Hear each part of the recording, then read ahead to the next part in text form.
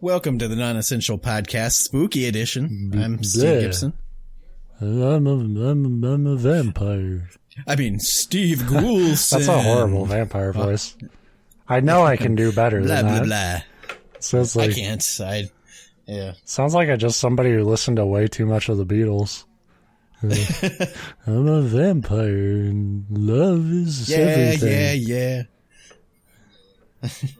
I want to hold your for hand. somebody It was who's- about LSD. Bleh. Somebody who's been doing podcasts for way longer than I should admit, and who thinks like voiceover work would be awesome. I am terrible at doing different voices, so I will not judge.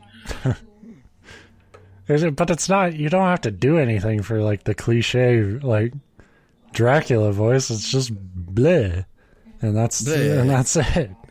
And I fucked it up. And I have to live with that now. That's it. Yeah, good luck. It's going to haunt you. Yeah, it is. I don't really care about much on this show, but if I can't do a silly voice, what good am I? Anyway, We'll keep you around for the rap battles. there you go. Anyway, welcome to the show. This week we were gonna do something, and like you give me, like anytime you give me simple instructions on what to do for the show, I find some way to not do the assignment. I can't be mad because that's the exact kind of student I was in school. So like, Well, we it'd were be like, hypocritical for me to. well, we were both like, oh, let's bring some scary stories to the table. And I didn't really do It's that. just like generally what you do 90% of the time anyway, so it Yeah. shouldn't be that hard. Yeah, but and I was like, oh, you actually want me to do that this time? Fuck you. I don't want it to be that easy. But no, I just found something that just was kind of... It's still in the ballpark of horror, so I think we'll be fine. But, and I've done... Like, we've done stories before. We kind of got away from them, but we talked about... haunted locations sort of by geography, so I've talked about some haunted places in different states. And I thought it would be fun this week to dive into the town I live in. If you don't know, I live in a town, Spokane, Washington, and it's very boring, and there are no ghosts at any of these places. I can promise you that. But people sure think there are. Yeah, I think every single town, and the smaller the town, the more ghost stories that they insist that they have. Yeah. Like, not that I know Spokane's not like the smallest city in the world or anything. I mean, it's a location that a lot of people have heard of. We'll give it that. Like, Yeah, well, it's always like right now they're trying to build it up as like, oh, this is just the East Coast Seattle, and it really isn't. But they want it to be. But most of the time you hear about Spokane because like some fucking crazy person did some dumb shit. And never like, and not like national tragedy level, but it's like every like Florida man story. It's Yeah. like, some dude from Florida moved up here and pulled some Florida shit in our little town. So yeah, it's actually not that bad of a place to live, but it's definitely not haunted or as haunted as they want it to be. But all right. So, this is brought to you by hauntedrooms.com, which I guess just specializes in the specific room that the haunting is yeah, in. it's just like, hey, find some haunted hotels. And for a lot of people, including me, you're thinking like that's a really dumb idea for a business, but also I'll totally use this business. So there's it just lists off a top 10 for us, and the first one is the Monroe Street Bridge. I drive over this bridge every day to work. And, if there's ghosts there, it's news to me. But this bridge opened in 1911. At the time, it was the biggest concrete bridge in America. I assume that probably lasted about a week. And then some other city that's more noteworthy got a better bridge. It's undergone a considerable amount of renovation work over the years.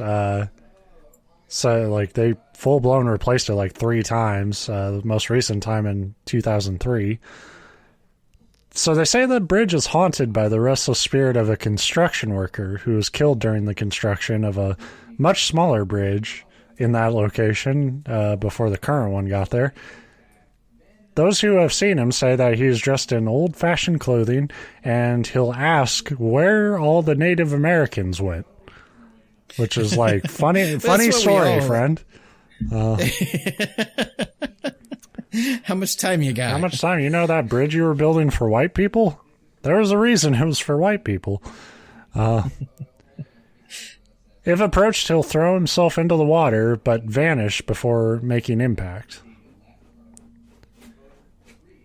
It seems weird. That would be kind of creepy. Yeah. Like, it's not that, like, oh, it replays his death over and over again. It's like, oh, this guy's going to talk to me. Even though I asked him a direct question, he's about to answer. Let me jump into the water. Yeah.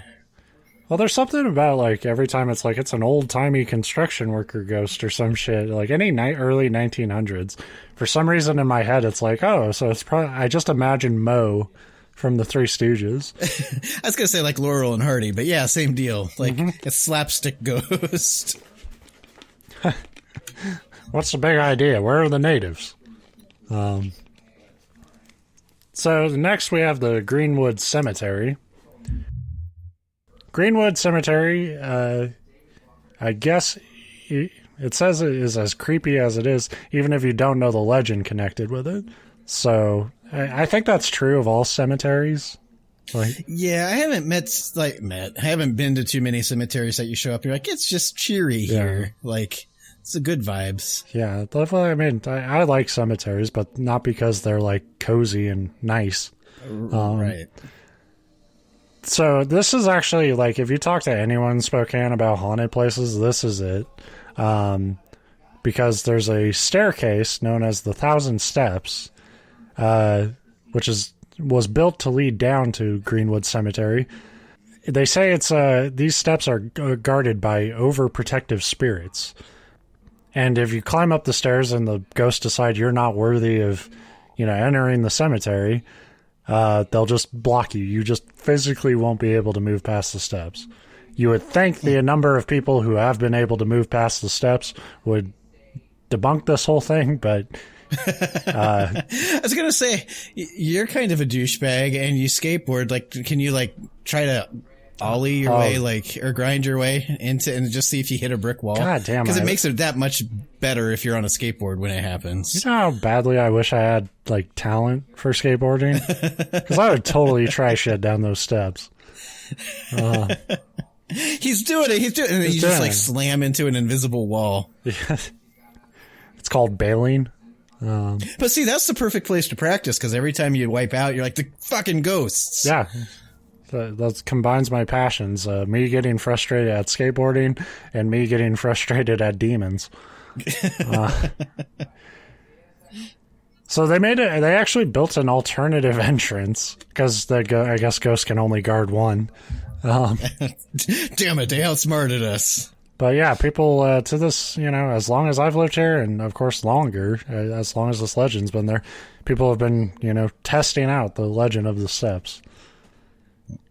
My favorite part about that legend is that it let me casually throw out there, you're kind of a douchebag, and you didn't even, like, blink. No, like, you're right. It's not... Yeah, this is true. But no, yeah, that's... It makes me, like, picture that these ghosts are, like, on these stairs that they're guarding, and then you build the other stairs, you're like, fuck, I hope some guy has a heart attack so he can guard those ones. All right, number 8, Fox Theater, which was built in 1931 and cost about $1 million to construct. As I burp for dramatic effect. It's the ghosts. That may not seem like a great deal, but in the 30s, this was a huge sum of money to spend on such a building. So they say. I don't actually know. Like, that still seems like a lot of money to construct, considering what houses are worth. Shit. But I guess for a theater. Over the next 3 decades, Fox Theater was a great success, but then it saw a period of economic decline. It was only recently that it was renovated to restore it to its former glory and modernize the facilities to the tune of around $30 million. Oh man, seems like a ripoff. Yeah. But you can't. Everybody knows you can't renovate theaters because that's just like right. A dinner bell for ghosts. Well, it's funny you say that because they say the ghost is haunted by Robert Reamer, who was the original architect of the theater, and apparently he doesn't really do anything noteworthy as a ghost. He just sort of wanders around and looks at the shit they added to his building. I'm imagining this ghost like they paid $30 million for this. I only paid $1 million. What are you made of money? I just tacky. So you notice, like, you're gonna notice something with this where it's like these are the top 10 haunted places in my town, and like the ghosts get like progressively lamer. So that was number 8, and it's just a dude just sort of walking through a theater. Like, hey, this wall wasn't here before. That's queer. How odd. Number 7, the Davenport Hotel. The Davenport is, it was built by a Louis Davenport in the 1900s. It was kind of a hot spot of Spokane.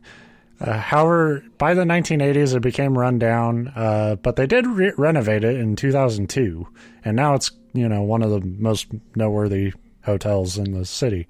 But in 1920, I guess a female guest fell to her death from the tower of the building, which it was kind of like, it dawned on me, it's kind of weird if your hotel has a tower. I feel like... I was about to say, and I like that it's thrown in there like it was a normal thing. Like, from, of course, the hotel tower.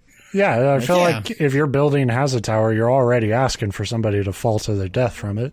But I mean, what else is it for? But if it's for a hotel, then it's absolutely there to kill someone. Nobody knows if this guest died as an accident, a suicide, or a murder. This woman, given the name Ellen, returns to the tower once or twice a week and is said to scream for several minutes before disappearing again. So, like, just an annoying ghost. Like, that's always the ghosts that are just like, ah, for minutes. I always like how many of these stories, too, they're like, oh, well, the ghost is called Ruth. And it's like, we have no proof that was her actual name, but we had to name her something. Like, maybe she's haunting you because you keep calling her the wrong name. Yeah. Well, fuck, we had to name her something. So that's how she got the name Shitty Pants. Shitty Pants. Well, you assume she splatted when she hit, so I mean it tracks. Yeah. Number 6, the Patsy Clark Mansion. Nowadays, this building houses a local law firm, but in 1897, it was a private home for a local millionaire. I feel like if you were a millionaire in 1897, it's like being a billionaire now, where everybody just kind of hates you. He lived there for a while, but he did pass away. The building was all your money couldn't save you, sucker. Yep. I like that he passed away. It wasn't angry Spokane residents. Fucking beat the shit out of him. The building was then sold and converted into a restaurant, but now it's the law offices. But the original owners apparently still consider it to be their home. They were known for throwing huge parties, and so you'll hear the sounds of music and frivolity just throughout the building.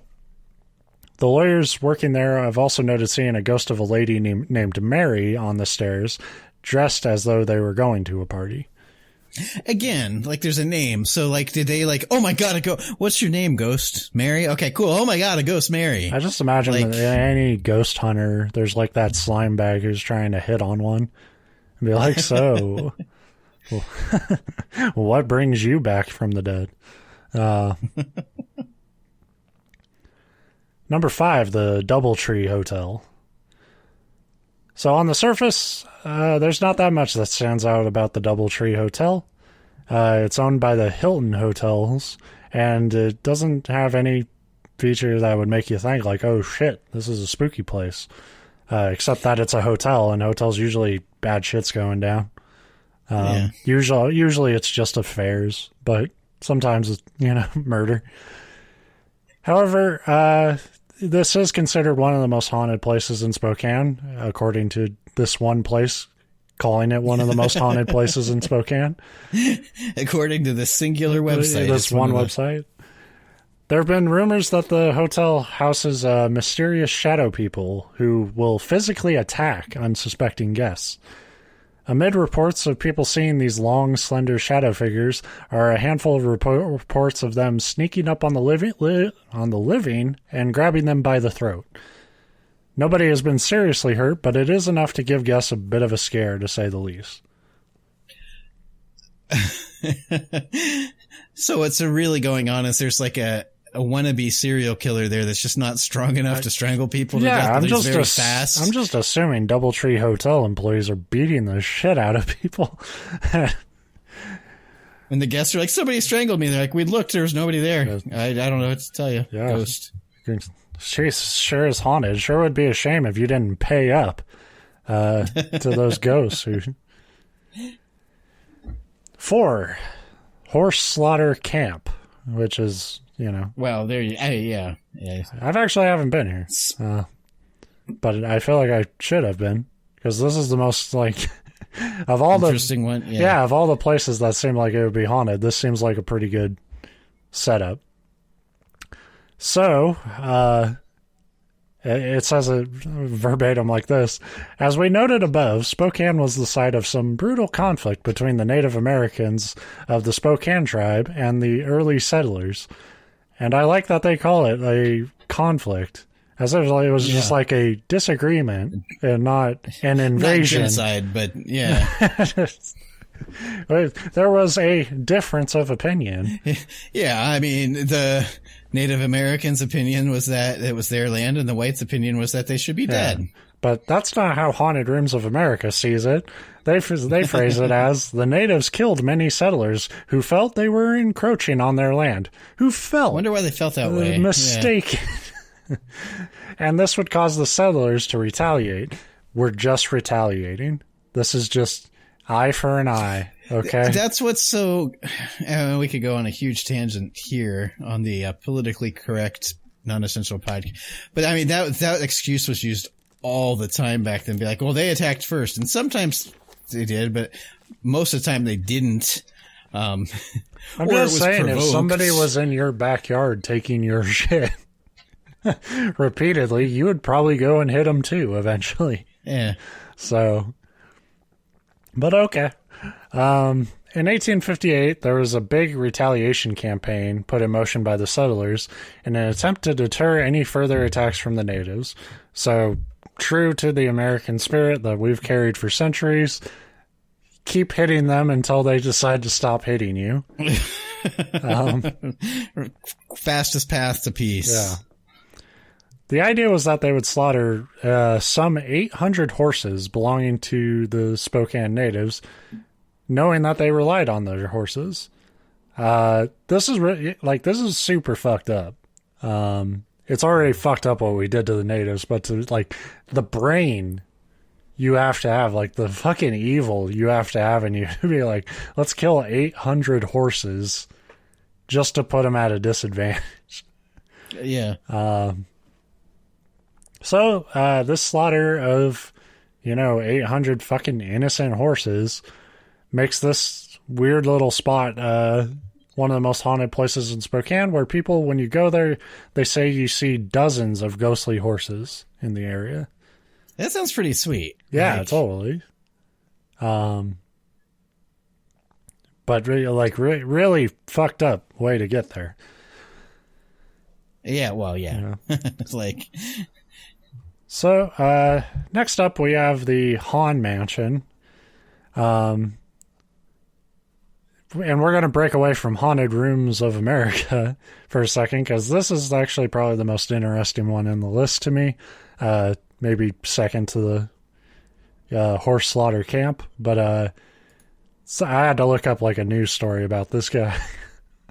So a former sheriff named Tony Bamonte did a big sort of deep dive into the history of this house. he says, it's a little on the creepy side if you know the history of it. If you don't know the history, it's just an old house. Well, I mean, isn't that kind of true of every bad place? Yeah. Like, it's bad if you know it, but if you don't, it's not bad. So the original owners of Ralston and Wilbur, Ralston and Wilbur, attorneys at law, no. Ralston Wilbur and Sarah Smith divorced 3 years after building the house in 1916. And they say that as if, like, this was the start of its dark past. Yeah, like, people got divorced. It fucking happens. Now it's haunted. It happens every time. Yeah. The second owner was a pharmacist who vacated the premises after only 5 years because he kept getting divorces, I guess. One a year, I imagine. That sounds more like a courtship and marriage problem when you're like, oh, this woman that I just met, the marriage didn't work out. Let's try it again. No, I think he just left. In 1924, it was sold to Dr. Rudolph Hahn, or as some publications call him, the Mad Doctor of the South Hill. South Hill is obviously... I like that they say that as if there was like a Mad Doctor of the North Hill. They had to specify which part of the hill. Yeah. Like, there's all sorts of Mad Doctors. It's this like one's Wizard the of South Oz. Hill. There's a Wicked Witch, you know. Right. A Mad Doctor in every corner. But Monte explains it's a bad luck house before that, but he made it a really terrible place to live. Dr. Hahn had moved up there from the Chicago area. He was an older man, and when he moved, he divorced his first wife and remarried Sylvia, who was 32 years younger than him. Bamonte had collected dozens of articles on Rudolf Hahn to get this book put together, and he describes him as an abrasive person that kind of upset people easily, but really loved the attention. So kind of like anti-mask people today. You're right. You're right. It's a very easy to picture that type of person now. Hahn bought a giant radio antenna and played music so loud the neighborhood complained, which, yeah, honestly, that's... Yeah. I love that, though, because it's like the equivalent of blasting rock music or something. Yeah. But, you know, it was like the jitterbug or whatever the fuck was... And like, yeah, I guess that would be annoying. That's what's playing throughout the neighborhood. He hosted lavish parties and once drunkenly drove his car into his own swimming pool. So he's an asshole, but I think he's just pissing off people that are like snobby. Yeah, it's like Footloose or whatever. Who the fuck are you to tell me I can't drive my car into my own pool? I'm rich. Yeah, he's the townie that shows up in this small town place and is trying to get him to loosen up. I mean, yeah. He was a licensed physician, but he also performed electroshock therapy and illegal abortions on the side. Okay, that's a negative. That's a negative, yeah. Dr. Hahn was really abnormal in a lot of ways, and I think he liked intimidating his wife, Bamonte said. The doctor also had an odd habit of firing weapons inside the house. So, he says, I would put a bet on the fact that he's probably shooting close at his wife to scare her, and he must have made life pretty bad because she ended up killing herself, Bamonte explained. That's his opinion. Police were called to the mansion in 1940 and found Sylvia deceased from a gunshot wound to the head. Though Hahn was initially arrested, the ballistic evidence pointed to a suicide. Sure, the 1940s ballistic evidence. Right. I put a lot of faith in that. Yeah. So I am of the opinion that he definitely killed her. Because as soon as he got cleared, he sold the house. He got convicted of manslaughter following the death of a patient he performed an abortion on. But in 1945, he sold the house. A judge ordered him to give up the medicine practice, and he moved to the New Madison Hotel. A year after that, he was visited by a French hearing aid salesman about a loan. apparently they got into a fight. They were both, Han met his match in a brace of assholes. And they got into a fight, and Han lost. And he was 81 years old, and he got stabbed in the heart with a World War II bayonet from his own weapons collection. Which is like an HBO death scene. Right. His ashes are at the Fairmont Memorial Park, mixed in with his wife's, which is kind of... I'm sure it was her wishes. Yeah. The last person who probably murdered her, but let's keep you together. Yeah, just in case. Fuck. It saves us space. Meanwhile, the house changed possession a number of times, becoming a retirement home and apartments even at one point. Over the years, Belmonte has known two of the previous owners may also have had bad shit happen while they were there. But it's hard to... Even Belmonte says, bad things happen and people do bad shit all the time, so it's hard to say it's all because of a house. And the news story I found does a little fact or fiction that we're going to play here. So, Dr. Han was not a real doctor. Fact or fiction? Well, it sounds like he wasn't a real doctor, or at least not a very good one. Well, so I'll say fact. Some people reported that he was just a barber with a mail-order medical license, but he was licensed, and he just worked as a barber to help pay for medical school. Although, in fairness, back then, if you paid for a medical license, that made you a doctor. So it's kind of a trick. And what you were saying about, electroshock therapy, the abortions were illegal, but electroshock therapy, which is, shitty and bad, at the time, a lot of people were like, hey, it's a valid cutting thing. edge. Right, yeah.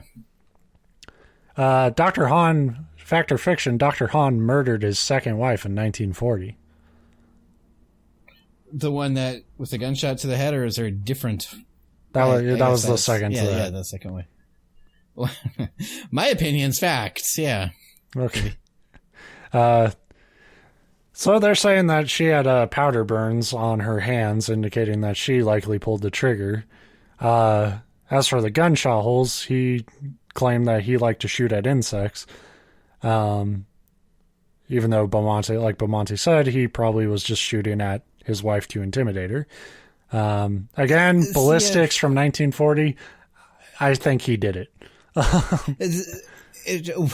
My guess, based on the 30 seconds of information that I got from your story, it sounds like he liked to drink and liked to party and liked to just shoot his weapon. He was probably fucking with her and maybe accidentally shot her. Yeah. And if you know that, powder burns on your hands are just, they call them powder burns. They're not really burns, but just powder residue on your hands. That is one of the things that you look for. But if you know that, if you're a firearms person, a lot of people know that. You don't have to be like Sherlock Holmes. You accidentally just shot your wife in the head and there's other bullet holes. How easy would it be to just put her hand on the gun and pull the trigger? Right. So, whatever. She could have been like, I've had enough of you pretending to shoot me. I'm going to shoot myself. And it seems like a weird place to go with it, but... Right. The house contains secret tunnels. Oh God, I hope that's true. That makes it better.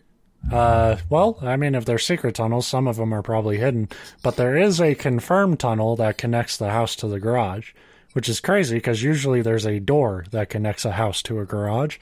But apparently there's a fucking tunnel you can take to get from one to the other. The garage tunnel. It's pretty common over, here on the East Coast. No, not really. I really would love to build my own house just to have a bunch of dumb tunnels.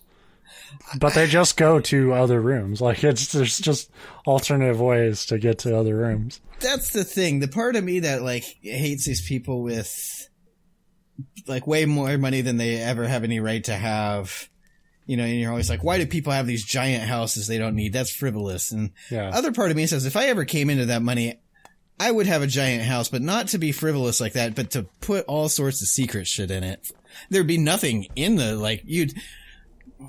my dream is that after I die, I leave behind stuff that just really fucks with people. Right.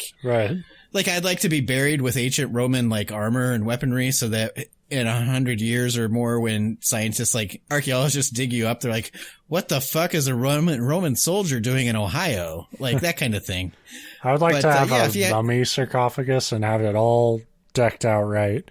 And when they, like, open it up, and, like, there will be a tons of shit on there, like, this coffin's cursed, don't fucking open it and shit. And then you open it, and, like, inside the mummy is, like, candy. Like Skittles. Yeah. Just, yeah. You have to unwrap it and shit, too. It's really gross. But to get it, that exact form of a human body. In hieroglyphs, it's written out, taste the rainbow. Yeah.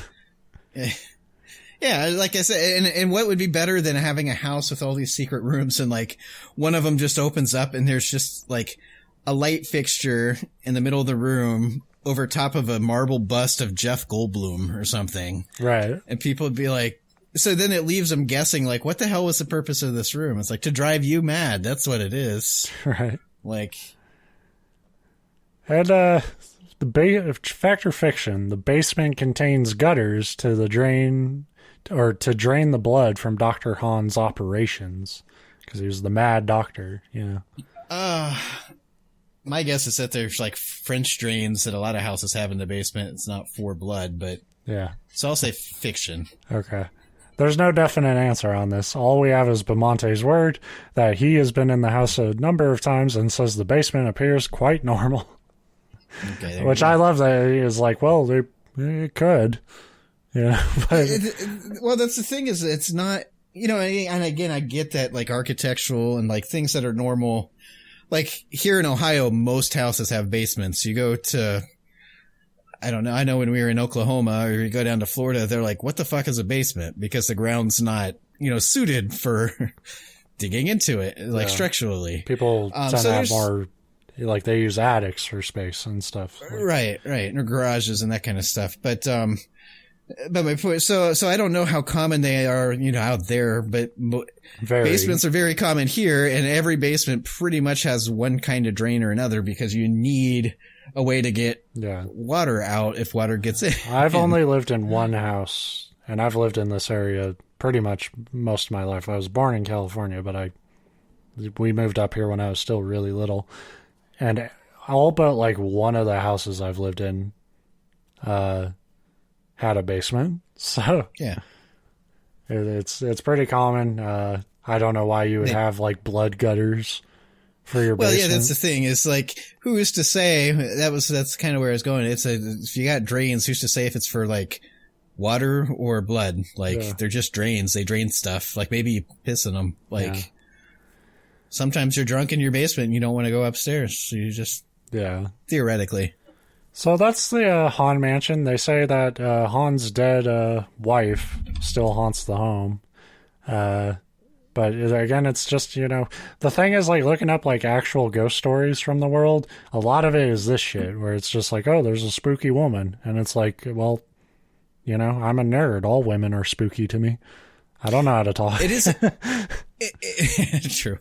It's funny how, and it's not 100% because there's always, you know, outliers, but how often, like, the female ghost archetype is that there's just, like, forlorn or just lost looking or mournful female spirit that, like, wanders, you know, after her unfortunate death. Right.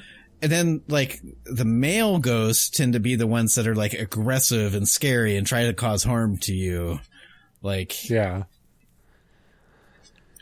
Although, frankly, you know, if I saw an entity, like a figure in my house, I'd be much more scared if it was a male figure than a female figure, which is dumb, but that's kind of how your brain works. I'd be more afraid of a male figure. Like that, I always imagine that, like, fucking cowboy hat wearing Phantom who's about to shoot you. Yeah. All right, number 2. We gotta get through this because I've been taking way too long. Monaghan Hall, which is a part of Gonzaga University. But so that's where Gonzaga is. I've never known. You hear it and it's like, hey, they play basketball. Gonzaga is the dumbest name of anything ever. But this building was originally built in 1898. It was a private mansion of a James Monaghan. But he sold it to the university in 1942, and it's this 3-story tall building with a turret, which I read as like a gun turret, not as like a house turret. It has this expansive porch which shadows the lower windows. So the Well, yeah, you need cover for your turret. Yeah. While you're opening fire. Yeah. That's right. The mansion houses the university's music conservatory, but particularly in the 70s, students hated going there because they were afraid of the menacing presence there. Just some of the unexplained activity documented in Monaghan Hall includes a door handle turning on its own before the door was flung open with some degree of force, the organ playing by itself, growling coming from a locked storage room, flute music playing in an empty music room, and even security guards being strangled, which that's a very specific sound. Due to the increasingly violent nature of the haunting, an exorcism was performed to cleanse the property in 1975. However, although the angry ghost is allegedly gone, students still say they often feel uneasy in the building, and that's because Gonzaga is a very uptight religious school full of students who want nothing to do but just smoke weed and chill, but there's some pissy RA running around trying to bust everyone. Right. So that's why they feel uneasy. It's because you're on a shitty property. I've never been in a college building, especially like one of those old schools that's been around for a while. Have you ever been comfortable in one of those buildings? They're just absolutely you're always uneasy. Not. I had friends who went there, and every time we were there, I was like, this place, I don't know how you do it, because this is really uncomfortable. And last, we have the Marabou Park Hotel. And I think ghosts are like so linked to the hotel business after reading through this that I'm just like, it's one of the weirdest ways to like sell a hotel, but it worked. But it makes sense if you believe in that kind of stuff, as far as ghosts and like troubled spirits and stuff, just because the sheer number of people that come through hotels and the kind of things that go on in hotels, and like every hotel, you have your deaths in it, like either foul play or just overdoses or natural causes, So it would make sense if, you believe in spirits haunting a location. Of course, hotels would be like kind of a hot spot for them. Yeah. So like I said, it really like goes downhill the further up we get on this list. The Marabou Hotel is apparently home to an entire family of ghosts. Woo. No one is sure who they are or what happened to them beyond the fact they are a mother and her 2 children. However, they have been reported on several different occasions doing a bunch of paranormal activity shit, like pushing paintings off walls, doors and windows being slammed shut, items moving around, and even feeling of someone pushing you on the stairs by unseen hands. There are also a handful of reports concerning a male spirit who does similar things, but nobody knows if he's actually part of the family or just some random asshole ghost who just feels like doing the same shit. I like to think that it's like, if you got to interview them, they'd be like, we're the Johnsons, we're pranksters. And then like they all died trying to pull off some just obnoxious prank, like not even like something funny or like clever. Just knocking your shit over and being like, funny joke. Yeah, they accidentally like knocked a vending machine over into the pool and electrocuted themselves, and then so now they're doomed to prank people for all eternity. Yeah. I just like the idea of just like, well, there's a male ghost too, but nobody really knows anything about him, and we don't care. Just a footnote for this fucking ghost family. Yeah, I mean, male ghosts are everywhere, so yeah, whatever. It's a dime a dozen, but a woman with 2 kids, that's impressive. What a haunt.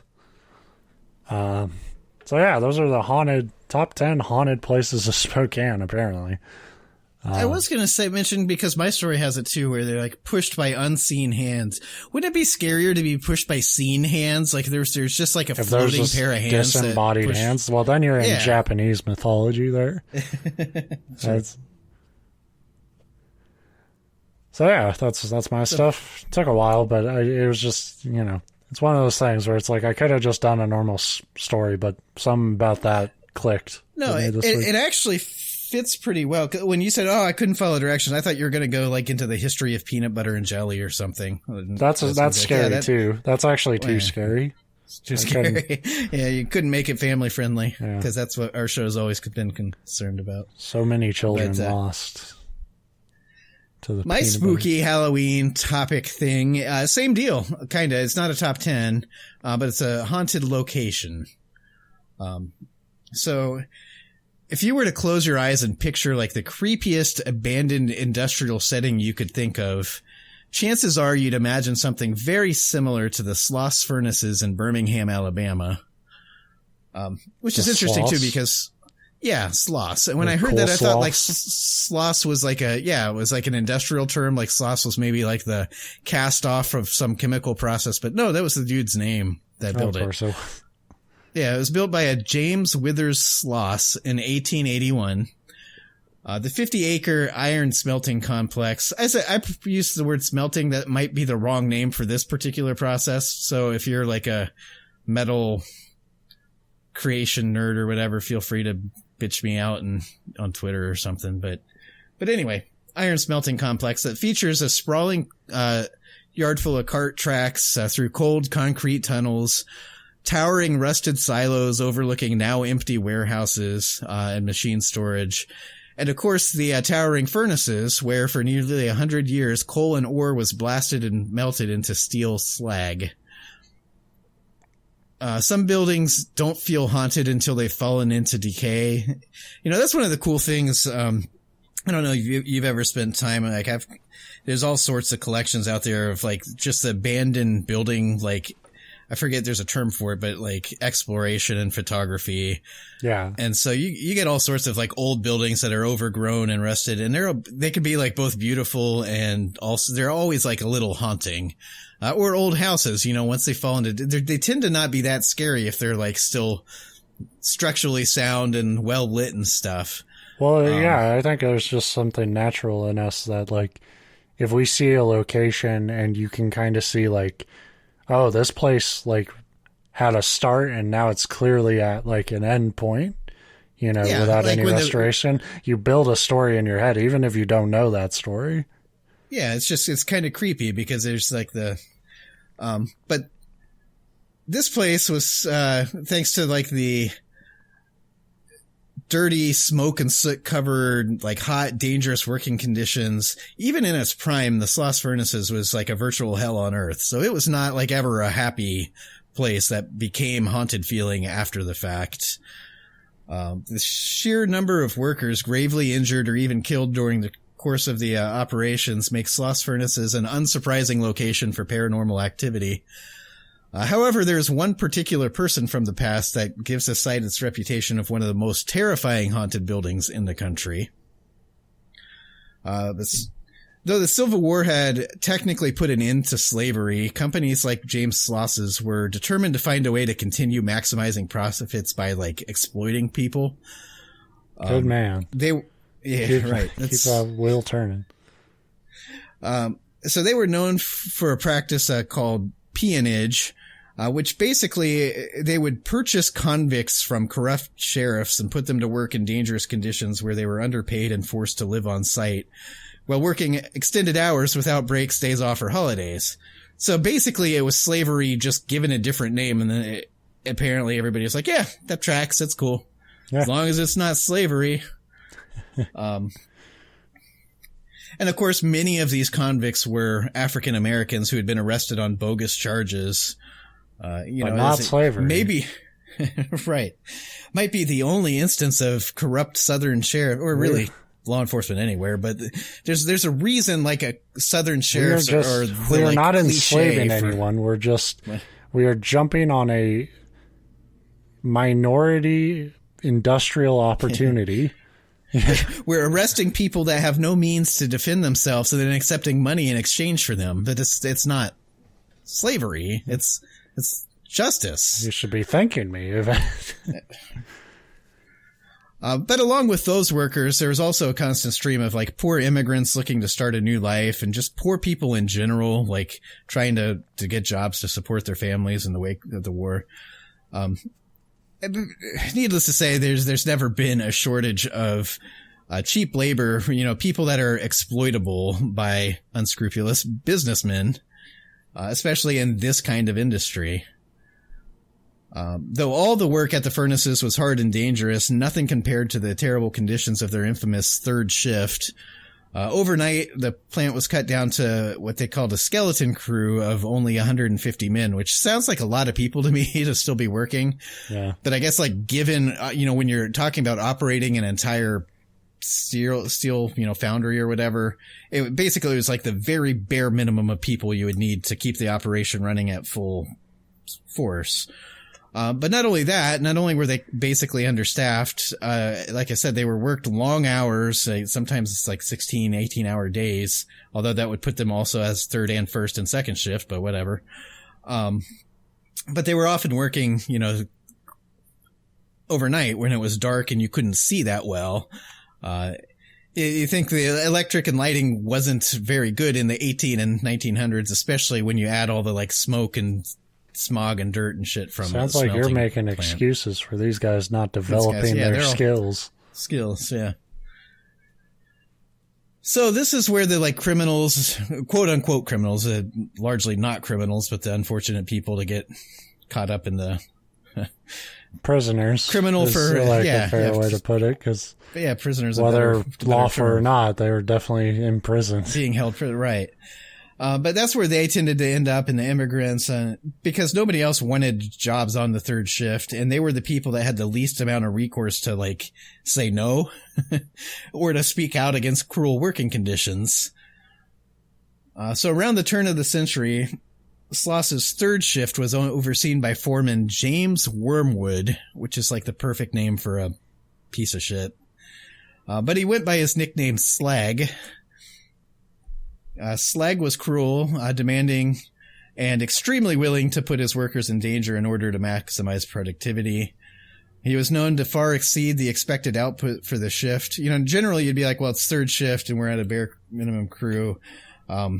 We expect you to produce at like 60% or whatever, but he'd usually exceed, like normal shift output. And thus, he was loved by his supervisors. His reputation with the workers was markedly worse. He was constantly berating them and physically assaulting them and demanding for them to carry out unreasonably dangerous tasks. And his particular style of management led to the deaths of as many as 47 people under his watch, which you'd think would be like a red flag. They'd be like, it's time for your employee review. Like, we'd like the output, but people keep dying. But of course, it's not what their reviews were. They were like, we'll get more convicts. Keep that money coming in. Yeah. Your nickname's Slag. I like that. It has upper management written all over it. That's Mr. Slag now.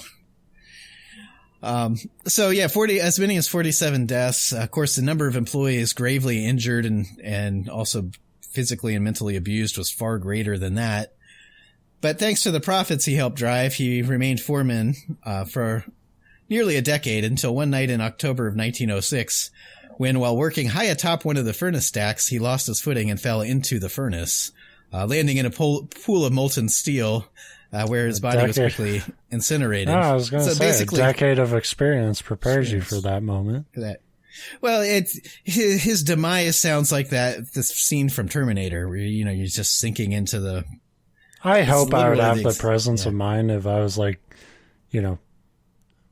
dying that way in fucking lava that I stuck my thumb out just enough. Turns out the Terminator robot was right to give the thumbs up, but it would be really funny for like a human to do that. Being like, no, he's fucked. So officially he had become overcome by the toxic fumes of the smelting process, and that's what led to like dizziness and that he fell to his gruesome death. Unofficially, pretty much everybody assumes that one or more of the workers had enough of his shit and threw him in. Which would track, given that like he would never actually be performing work up atop the stacks himself. He would always, make somebody else work up there. But nobody really like, it's one of those things where it seems like he was quoted as saying, "Please don't throw me in the furnace," but we just don't know. No, yeah. That's the thing is it's like, even if like they liked your productivity, he sounded like that much of an asshole when he died. They were just like, Yeah, shit happens. Yeah. That's where it's revealed that you were just another cog in this fucking dangerous machine too, pal. I was going to say, it's a moral story for all these people that want to be like, pin all their problems in society on like other races, minorities and stuff, where it's like, the thing is, if your higher ups are cool with your employees dying, chances are they're going to not be too broken up if you die as well. Yeah, you're an employee too. You are beneath them on the food chain. Yeah, you're well. Also expendable. But that's the biggest like trick that they pull, is making these people feel like they're part of the in group when you're not. And so that was, Slag's end. Following the accident, workers on third shift began experiencing odd and terrifying phenomena that led to a steep decrease in productivity. Or maybe it was just the guy that was beating them all the time, like was gone, but whatever. But productivity slacked off so much so that shortly after Slag's death, they would just give up on the third shift entirely, which is probably a better idea.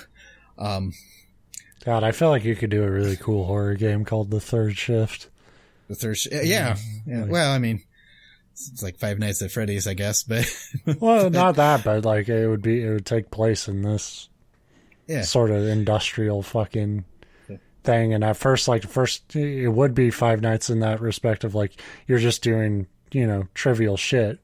But I'm thinking like the slow burn of like shit you're used to doing, and then like stuff starts getting knocked over, and you just progressively and that's what I liked about the story, is because it does fit that, and it maybe appealed to me even more. I've talked about it on this show and our previous one, but I worked as a third shift security guard at an abandoned government site that may or may not have a little bit of a shadier, or at least like that, like it definitely had that emotionally like taxing past. It was if you're not familiar, if you don't listen to every episode of our show.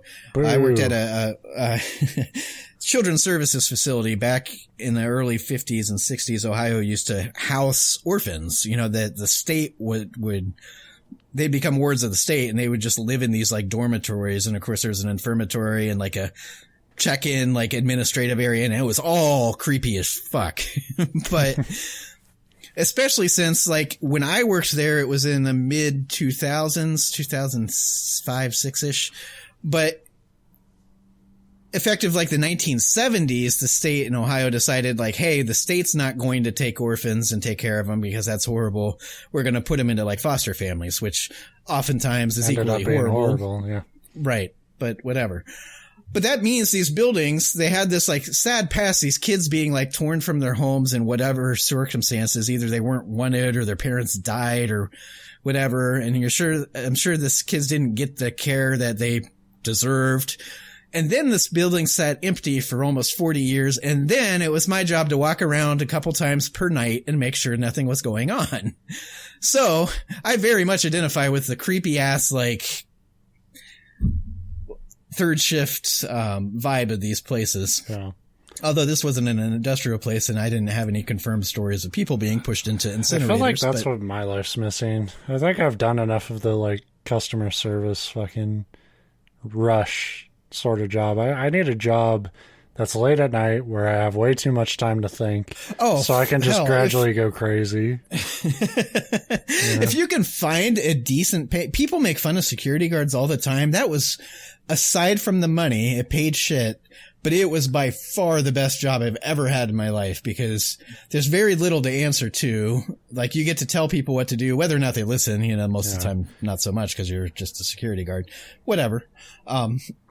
But like even that job specifically, basically I would walk around. You had to make rounds like every 2 hours. It took about 45 minutes. So if you do the math there, you do a 45-minute round. And then for an hour and 15 minutes, you sat in a little guard shack at the front of the parking lot and did whatever the fuck you wanted. I watched TV and ordered a whole lot of Donato's pizza because they delivered there. Great job. Like easiest money, but it's creepy and yeah. But when you like, I do get scared. I'm a total bitch. Like I'm not saying like, oh, I'd love the challenge. Like I know I'd be freaked out, but there's something fun in that for me. Yeah, totally. And there was times, and I've told you the story before, but, during the day, the state did use the buildings, but just for like storage for shit. Like, and there was nothing even cool in it. It was all still like 20-year-old school desks and that kind of stuff and chairs and just random shit. But basically nobody was ever supposed to be on site except during the day, like maintenance, like city maintenance used it for a workshop and whatnot. So there was activity during the day. By the time I was working on third shift, there was supposed to be nobody else there at all. But there was the one day that like at the basement level of the creepy, like check-in administrative building, it was one of those that was on a hill. So the basement level had like these old double gym doors that over the years, they didn't actually close all the way. You could always pull them open an inch or two, but they were chained shut. But you're supposed to like kind of pull on them and make sure the chain was still intact and, nobody had snipped it and was like getting in or whatever. So I walk around back after my first patrol after it had gotten dark. And I noticed you pull on the door and it opened and there was a fucking light on inside. And part of my job was to make sure there were no lights on. But the only way to get to the basement was to go in the front door up on the third. This was like a sub basement. So there's like a basement and then a basement under that. So I had to walk through this whole fucking dark ass building with just my flashlight. And you come down the first step, and the whole way it was creepy as shit. Come down the first set of steps, come down the second set of steps, and it led to just this little, it's just this very industrial, cold, cinder block basement. And you could see the light, like the glow of the light, but you couldn't see the room until you get to the bottom and you go through a doorway. And suddenly I find myself in that room, and it's just this big empty room with nothing in it but a single bare light bulb hanging from the ceiling that was on. And directly underneath it was a chair. And that's it. And it's like, this is where I get hit over the head and wake up as somebody's about to torture me to death. Like, it was set up exactly like a horror movie torture scene. And one of two options: either somebody had changed the light bulb and that's why the chair was underneath it, or somebody was fucking with me. It could have been the guard or the maintenance man. They're like, we're going to leave this. But it was creepy as shit. And I did my job and turned the light off and walked out of there totally not scared out of my mind. I didn't, lock the doors behind me. I walked out of there all cool, and then when the door shut, I ran as fast as I fucking could. So anyway, that's my personal, like, one of the scariest, and it's a scary story from a wussy standpoint of course nothing happened. It's that thing where like 98% of your brain's like, you're an idiot. This is just, there's nothing bad going on here. But that 2% is screaming way louder. Something really evil's going on here. Right. But anyway, so that's basically what the slag furnaces have become since the death of, the Sloss Furnaces after the death of slag. In 1926, a night watchman working alone heard an angry voice shout, "Get back to work," just before someone or something shoved him. There's those unseen hands. Fuck you, furnace bitch. The guard searched the grounds, but there was nobody else there. And I give him credit. That story I just told, had I heard a voice yell at me and something pushed me, I would not search the premises for somebody. I would go home. Like, the next guard would get there in the morning and they'd call me and be like, "Steve, where you at?" And be like, "I'm not fucking there. That's where I'm at." Good luck. You're gonna just let a ghost punk you like that? Yes. Gotta stand up for yourself, man. Can't let that happen. Once you let one ghost punk you, they all start punking you. It follows you home. And then by this point in my life, 15 years down the fact, I'm sitting here doing a podcast and there's just a ghost behind me going, not hitting you, not touching you. That would fucking, I would exercise his ass so fucking hard. Anyway, in 1947, 3 of the plant's supervisors went missing. They were found a short time later unconscious and locked in a small boiler room. None of the men remembered how they got there, but all three reported being approached by a badly burnt man who was demanding that they push some steel right before they lost consciousness. Or maybe they were up to some three-way hijinks and got caught and were like, I don't know how we got I don't here. know. That's a pretty good cover. Like, right. I don't know if I believe it, but there's detail there. You were definitely on something. The most violent encounter came in 1971 on the eve of the plant closing its doors for good. A security guard by the name Samuel Blumenthal was working the night shift and decided to take one last walk around the property just for like old time's sake, which is being a goody fucking mistake number one. Yeah. Like, again, I've had this job and I no longer have it, which means that every post that I've worked, I've had a last night there, and never once was I like, just for memories, I'm going to walk. I was like, I'm never going to have to walk this stupid patrol again. Between me and this pizza place, as the only one that came out here, I'm going to call them Thierry. I'm sorry, Jeff. You'll never deliver another Meat Lovers pizza to me again. There's an extra $2 with this tip. The only bad part about that, it was awesome that they delivered, and I took advantage of it a lot. But it was very, very clear that the large pizza I was ordering was for only me because nobody else was there. You're a security guard, dude. I promise you they didn't think anything of it. No. Well, yeah. And two things, too. I was much younger, and they were 12-hour shifts. So a large pizza would be about 3 meals, and then I'd go home and go to bed and then come back and do it again. But, and you anyway. To be fair, you thought there were ghosts around. They might and also I'm fat. So, like, I don't know why I'm trying to defend this. I'm not going to hide the fact that I like, pizza's here. Eat. You guys hungry? Anyway, so this security guard decided to take one more lap around the property for old time's sake. As he did, he was attacked by an evil presence that he described as half man, half demon, which is interesting to me because, like, what specifically does a demon look like? Like, yeah, then isn't that just all demon? Right, or all man, that's just evil. Like, did it have a goat leg and a horn? I don't know. He didn't specify. It was just half man, half demon. The demon demanded that he get back to work and attempted to push him up the stairs to the furnace. That's called a boss. Yeah. When he resisted, the specter began hitting him with its fists. So again, it's a boss. A doctor who later examined Sam discovered that his body was covered in a number of severe burns. And sadly, Samuel would die of his injuries a few days after the incident.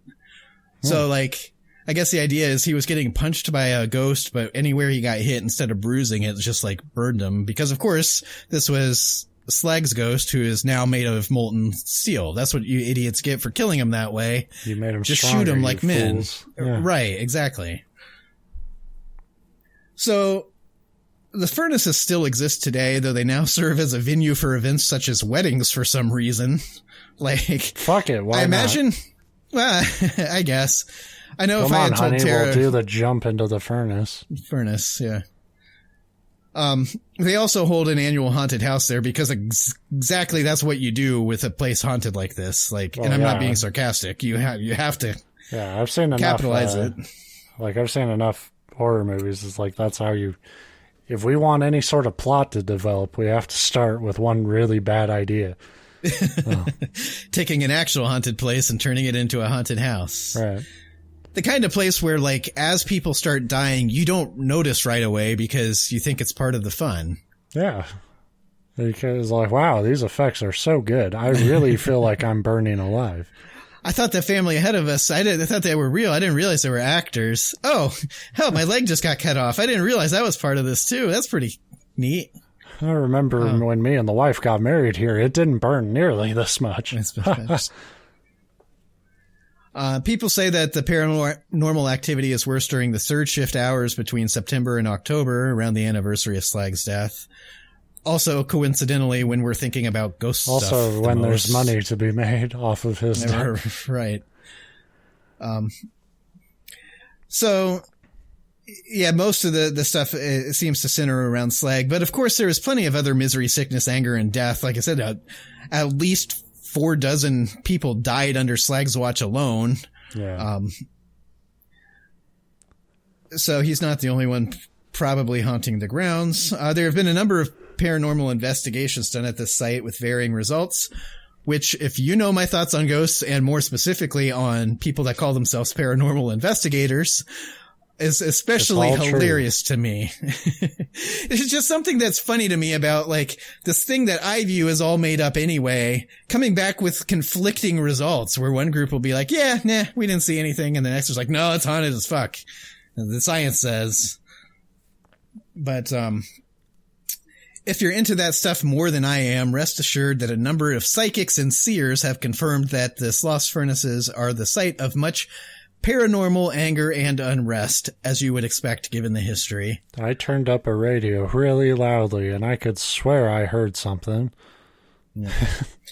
But if you're on the fence or if you're into that kind of stuff, like I said, it's still there. You can go see it. They book tours. They have haunted houses. You can get married there, whatever. You've heard it here first. The non-essential podcast. We're going to a furnace. There's even a visitor center now.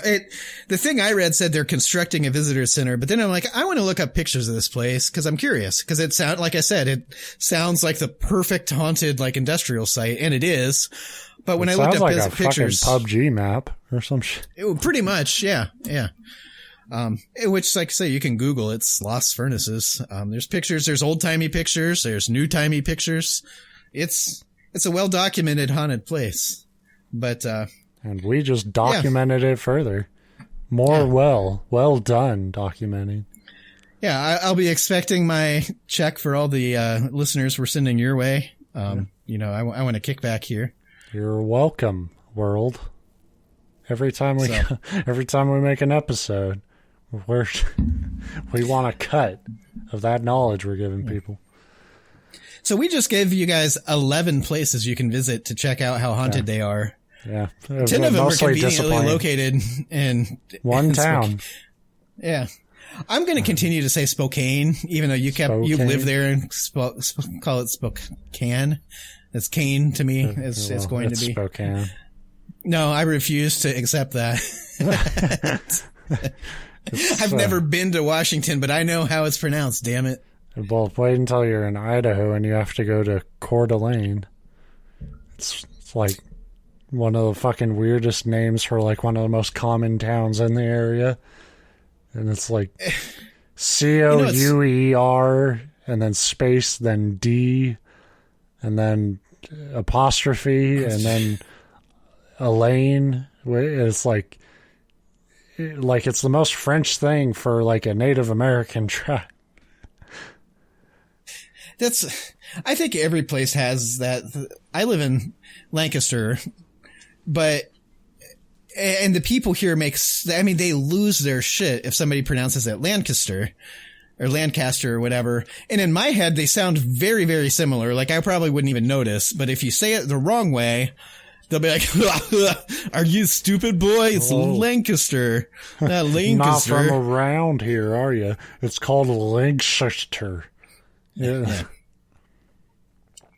Which, although on the same token, it's kind of weird to me because it's pronounced exactly the same way that Lancaster, Pennsylvania is, which is the Lancaster everybody has heard of.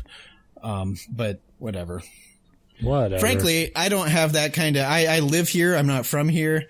I don't care what you call it. I don't have this like butthurt, like you're saying it wrong thing. Like whatever. Yeah, I don't care. And there's nothing in the area I live that I'm passionate about like defending or making sure tourists get right. Right. So you call it whatever you want. Call us Spokane, whatever.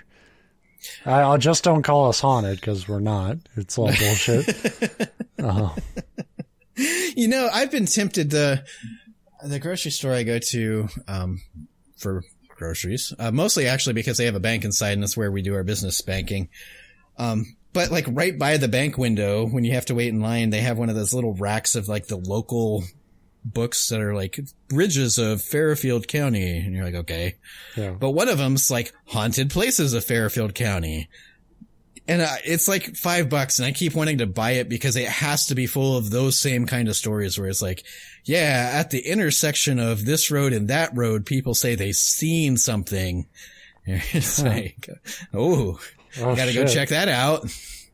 I see things all the time. Because I'm delusional. Okay. And it's, like I said, it's because I think there's a legal requirement that if you're a town or just any location in America, because we don't have the actual rich history. Well, we do. We just don't recognize the Native American part of it that actually goes back like or a long time. We misrecognize it intentionally, Right. muddy the waters to be like, it was an awful conflict. We just couldn't see eye to eye that this stuff belonged to us now. For all intents and purposes, if you're white in America, our history only goes back to like the mid 1700s. My history, the white history started in 1991. When Vanilla Ice invented rap. When Vanilla Ice was king and I was born. And still, that's what sucks about being white. And like, I know this is sounding like the fucking, we're trying to woke pod people, but there's not a period where you can start the white timeline where we don't look like pieces of shit.